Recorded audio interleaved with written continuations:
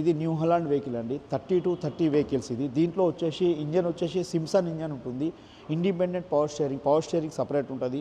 Single cylinder power steering ఇది. రెండోది వచ్చేసి ఇందులో క్లచ్ డబల్ క్లచ్ ఉంటుంది. Independent PTO clutch, separate PTO clutch ఉంటుంది.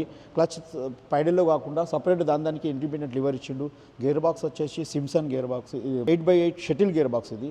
ఇందులో షటిల్ ఉంటుంది. 8x8 ముంగట ఎంత వెళ్తే వెనకకు అలాగే వెనక కూడా అంత స్పీడ్ వెళ్తుంది. ఇందులో రివర్స్ పీటీఓ ఉందండి. పీటీఓ 3 రకాల పీటీఓలు ఉన్నాయి.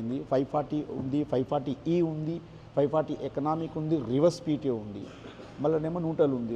రివర్స్ అంటే నిలబడ్డ దగ్గరనే రివర్స్ తిరుగుతుంది. ఏదైనా చెత్త ఇలాంటిది ఏమైనా తడితే ఇందులో వేసుకుంటే రివర్స్ తిరుగుతుంది. రివర్స్ పీటీఓకు ఇండిపెండెంట్ సపరేట్ లివర్ ఇచ్చేసిండు. సపరేట్ లివర్ వేయగానే రివర్స్ తిరుగుతుంది. రెండోది హైడ్రాలిక్ లిఫ్టోమేటిక్ బటన్ ఉన్నది.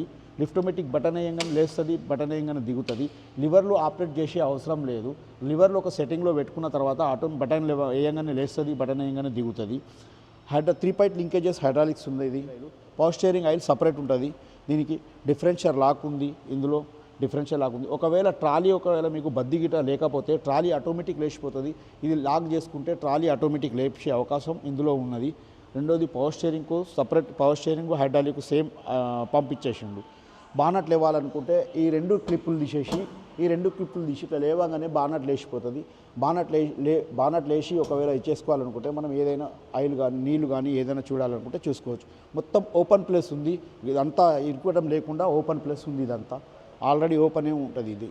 దీంతో ఎంత ఇబ్బంది ఏముండదు.